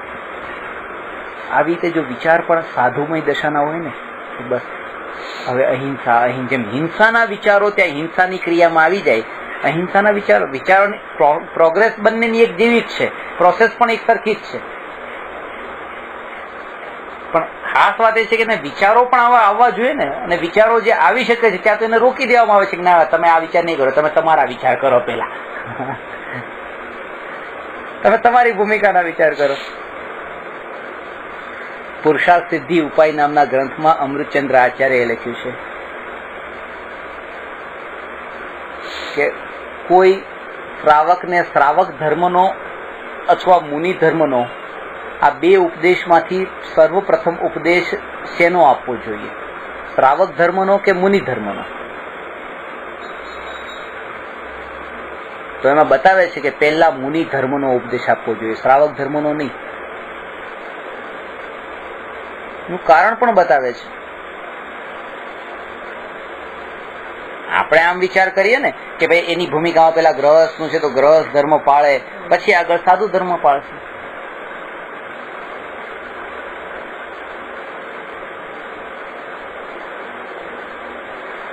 તો કહે છે કે સાધુ ધર્મ બતાવતા એમાં ગ્રહસ્થ ધર્મ તો છુપાયેલો છે. કે સાધુ ધર્મ જયારે જાણશે ત્યારે પછી પોતે અત્યારની ભૂમિકામાં કેવી રીતે વર્તવું સાધુ સાથે એ પણ એને ખબર પડશે વ્યવહારની, કે સાધુનું સ્વરૂપ આવું હોય. અને કોઈ જીવ એવા હોય કે જેને પુરુષાર્થ એટલો અંદરમાં દ્રઢ હોય, મક્કમ હોય, પુરુષાર્થ એટલો હોય કે તમે એને પહેલેથી જ ગ્રહસ્થનો ઉપદેશ આપી દીધો, એને જવું તો ઘણું આગળ, તમે એને ત્યાં રોકી દીધો. શરૂઆત એવાથી કરો કે તમે મુનિ અવસ્થાના ઉપદેશ મુનિનો આપો, અને ન પાડી શકે તો બીજો ઓપ્શન એ હોય કે તો પછી શ્રાવક ધર્મ. એના ટાર્ગેટની મહિમા સમજી લો, મહિમા સમજી લો. એ હસ્તે જઈએ રહે છે. લક્ષ્ય તો આખા લાડુનું જ રાખો એમ કે, અને ન મળે તો પછી એક બુંદી.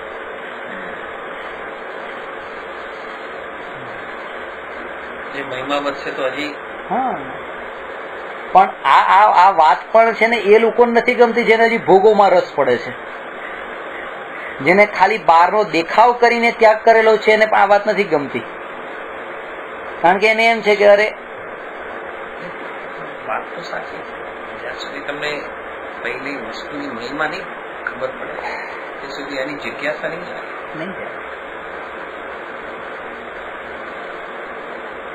પુરુષાર્થ એ કરી શકે. અને કોઈ પણ એવા પણ છે કિસ્સા કે ત્યાં એવું નથી હોતું કે સીધો પેલા એ ગુણસ્થાનની દ્રષ્ટિએ પણ પેલા ચોથા ગુણસ્થાનમાં આવે, પછી ચોથા ગુણસ્થાનથી પછી છઠ્ઠા સાતમા ગુણસ્થાનમાં આવે. આવો નિયમ થોડો છે. કોઈ જીવ ડાયરેક્ટ પહેલા ગુણસ્થાનથી સાતમા ગુણસ્થાનમાં જાય છે તો જાય છે, એક સંભાવના છે. તો પછી એ જીવને પહેલા એ ઉપદેશ આપવાનો, ઉપદેશ આપે ને એ ન થઈ શકે તો પછી આ ઉપદેશ પણ છે, આ પણ એક ચાન્સ છે.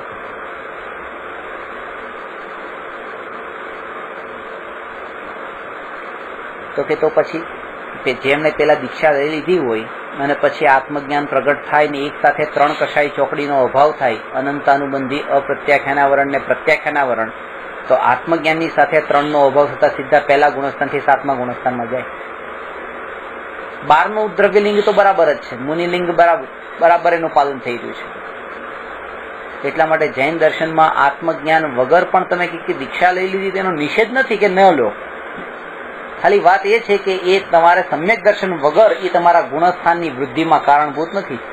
પણ તમે એ લઈને એનું પાલન કરો છો તો તમે એવા નિમિત્તોથી તો તમે યથાયોગ્ય નિમિત્તો તમને મળી ગયા છે કે જે વિકલ્પો ને વિવાદો જે બધા ઉભા થતા હતા ગ્રહસ્થ દશામાં એ બધા ત્યાં હવે ટળી ગયા છે. હવે તમારે સાધના કરવા માટે જેમ આપણે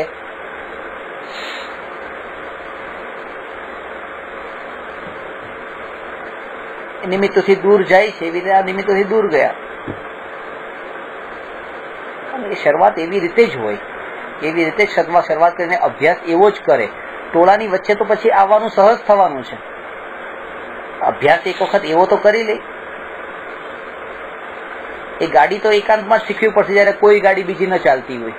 સવારના પોરમાં આવી રીતે પછી શીખ્યા પછી આવે ને ત્યાં શીખવાની કોશિશ પણ ન કરે, કારણ કે એ નહીં કરી શકે, એનો અભ્યાસ જ ખોટો છે. અને અજ્ઞાની એ કોશિશ જ કરે છે કે કોઈ પણ ઘટના ઘટે, કોઈ પણ સંયોગ સામે આવે, બસ એનો જ્ઞાતા રહેવાની કોશિશ કરે, એનો જ્ઞાતા દર્શાવવાની સહજ રૂપે લેવાની કોશિશ કરે. સવારથી સાંજ સુધી દુકાનમાં બેઠો હોય બસ હું આનો કરનારો નથી, હું આનો કરનારો નથી, આ એની રીતે ચાલે છે, આ એની રીતે ચાલે છે. અરે તમે 15 દિવસ નીકળી જાઓ અને ત્યાં અનુભવ કરીને જો કે જો આ ચાલ્યું કે નહીં, અને પછી આવશો ત્યારે તમને ખબર પડશે જો 15 દિવસ ચાલ્યું હતું એની રીતે ચાલ્યું હતું તો આ પણ એની રીતે જ ચાલે છે. હવે એ પ્રેક્ટિકલી તમને ખબર પડી છે.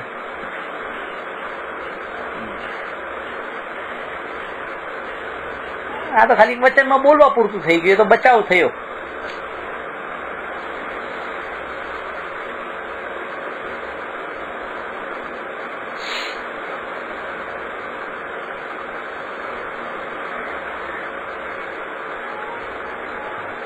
ત્યાં જ ધાર્મિકપણું માની લે છે અને પોતે પણ ત્યાં ભ્રમમાં જ રમતો હોય છે, જ્યારે પોતાની વૃત્તિ જ પોષતો હોય છે.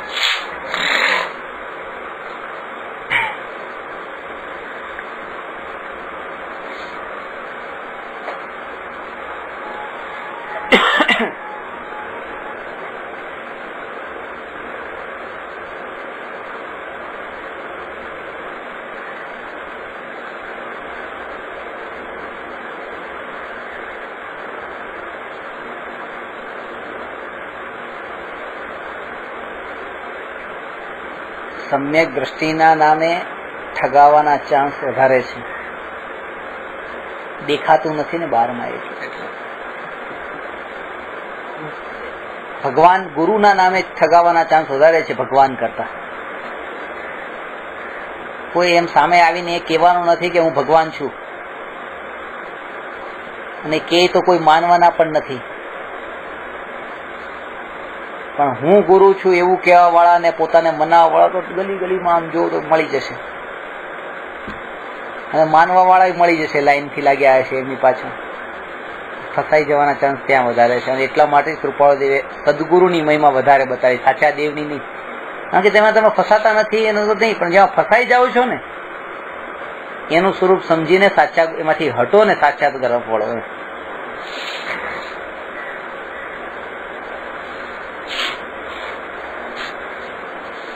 આવો અભ્યાસ તમે કરો ને, તમે થોડા દિવસ એમ લાગે કે જો આનાથી દૂર ગયા પછી પણ આમ થયું ને, તો એનું પરિણામ તો એ રીતે થતું રહ્યું ને, તો આ બધી ખોટી કલ્પના કરી રહ્યો છે, આ કલ્પના ખોટી કરી રહ્યો છે, એનું પરિણામ તો થઈ જ રહ્યું છે, એનું પરિણામ થઈ જ રહ્યું છે.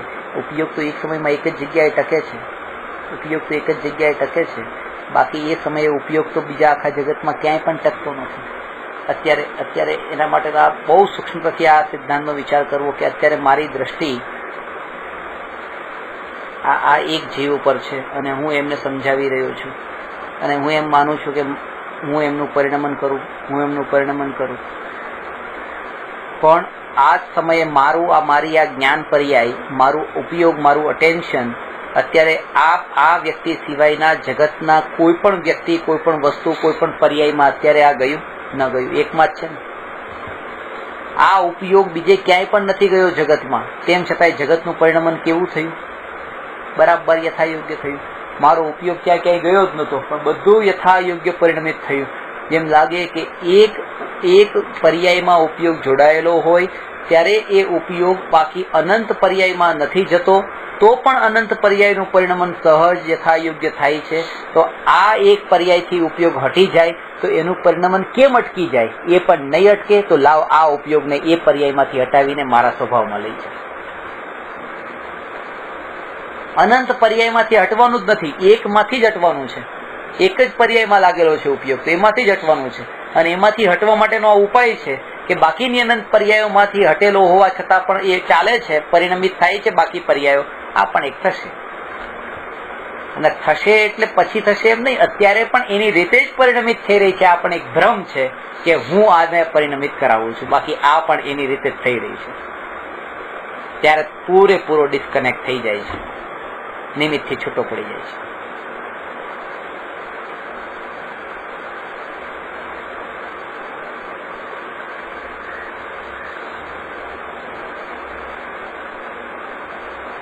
નિમિત્ત દુઃખનું કે સુખનું કારણ નથી, અંતરની પરિણતિના કારણે સુખ દુઃખ થાય છે.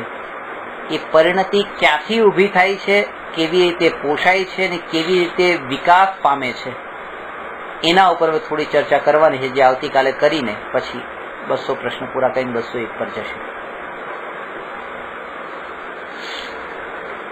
નમો અરહંતાણમ નમો સિદ્ધાણમ નમો આયરિયાણમ નમો ઉવજ્જાયાણમ